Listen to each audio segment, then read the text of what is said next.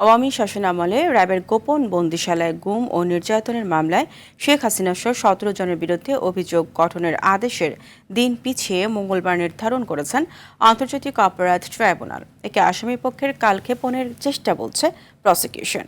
অপরদিকে আসামি পক্ষের আইনজীবীরা প্রসিকিউশনের বিপক্ষে তাড়াহুড়া করার অভিযোগ আনেন। জিএম মাহমুদের রিপোর্ট।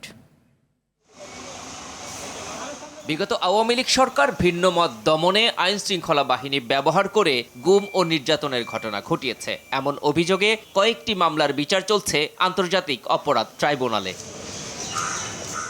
এর একটি র্যাবের task force for interrogation sell TFI এর গোপন বন্দিশালায় গুম ও নির্যাতনের মামলা, যে মামলায় শেখ হাসিনা সাবেক ও বর্তমান সেনা কর্মকর্তা সহ ১৭ জনের বিরুদ্ধে আনুষ্ঠানিক অভিযোগ গঠনের আদেশের দিন পিছিয়ে মঙ্গলবার নির্ধারণ করেছে ট্রাইব্যুনাল ১।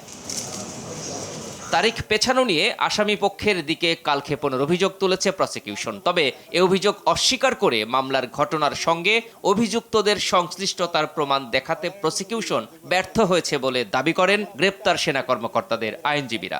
আমার আসামিরা জেলে আছে, আমি কেন দেরি করব? I want to do justice, এবং সেই জন্য আমার যেই পরিমাণ সময় দরকার রিজনেবলি আমি সেই সময়টুকু চাচ্ছি। প্রসিকিউশন তার ফর্মাল চার্জে প্রমাণ করতে ব্যর্থ হয়েছে।